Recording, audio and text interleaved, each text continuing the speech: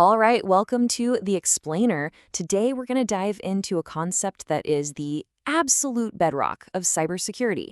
It's called the CIA Triad. Okay, first things first. We have to clear up a super common misconception. Seriously, this one trips up almost everybody. So when I say the letters CIA, what's the first thing that pops into your head?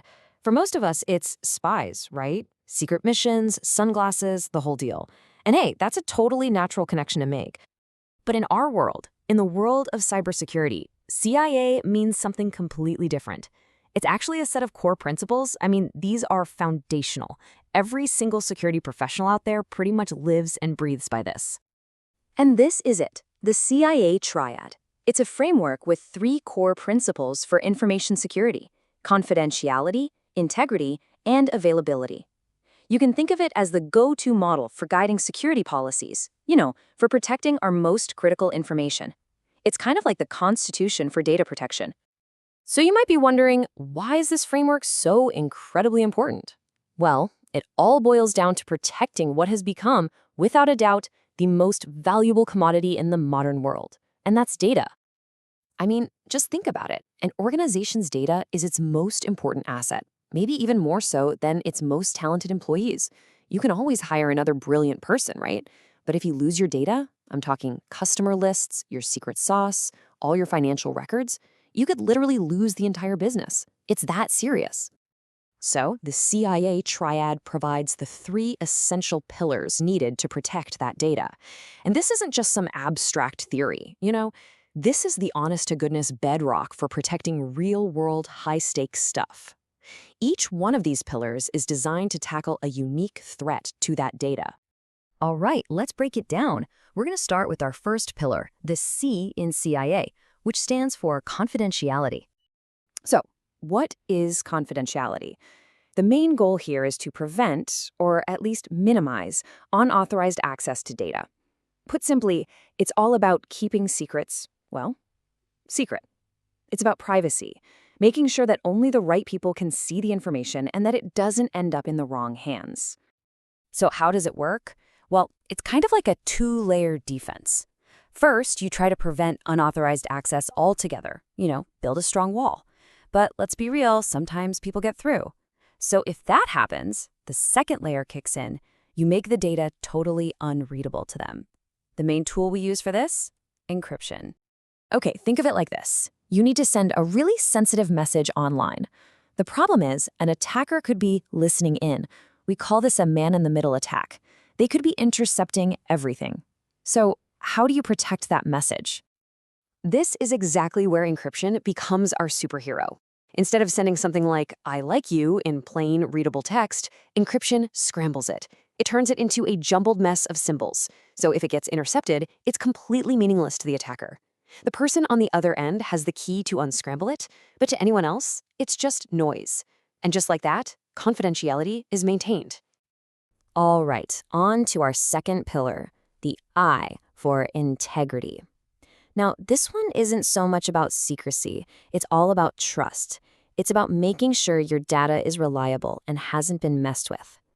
So integrity is all about protecting the reliability and consistency of data from any unauthorized changes. Basically, it makes sure that the information you're seeing is the exact same information that was originally sent. It's a guarantee that it hasn't been tampered with or altered or corrupted along its journey, whether that was by accident or, on purpose. Here's a classic example of what a failure of integrity looks like. Let's say you authorize a bank transfer for $5,000. But an attacker intercepts that message and alters the data. By the time it gets to the bank receives and processes a transfer for only $3,000. The data was changed without you knowing, and bam, integrity is gone. So, how in the world do we ensure integrity? We use clever methods like hashing and checksums. Think of it like putting a digital seal on a letter. The seal, or hash, is a unique fingerprint of the data. When the data arrives at its destination, the recipient checks the seal. If it's broken, or if the fingerprint doesn't match anymore, they know instantly that something's been changed. And that brings us to our third and final pillar, the A, for availability. This one is really simple in concept, but it is massively important. It all comes down to this. You have to be able to get to your data when you actually need it. I mean, think about it. What good is your data if you can't get to it? Availability is all about making sure that data is accessible to authorized users whenever they need it. It's the reason we expect services like Gmail or YouTube to just work 24/7. The systems behind them have to be resilient and ready for us whenever we want to use them. But it is important to draw a line here. For example, if a DDoS attack takes your favorite streaming service offline, that is a failure of availability. It's unexpected, it's malicious. On the other hand, if your banking app is down for 30 minutes for scheduled nightly maintenance that they told you about, that's not a failure. That's just planned downtime, and it's a totally different beast. Okay, so let's tie this all together. These three pillars make up the unbreakable trio. It's called a triad for a reason, right? It's not a pick and choose menu. These three things have to work together in perfect harmony. Confidentiality, integrity, and availability, they aren't a menu you can order from. They are an inseparable foundation. You don't just get to pick 2 out of 3.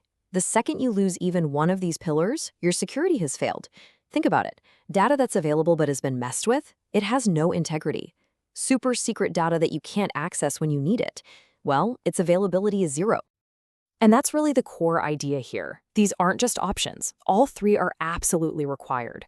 Real, solid security requires this constant, delicate balance between all three principles. It's like a three-legged stool. You take away any one of those legs and the whole thing just topples over. So the CIA Triad is the foundation. It's step 1.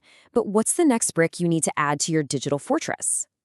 Look, understanding this triad is, without a doubt, the most important first step in really getting cybersecurity. It's the foundation that everything else is built on. So now that we've laid that foundation, it leaves us with a pretty big question, doesn't it? What other layers do we need to build on top of it to truly protect our digital lives?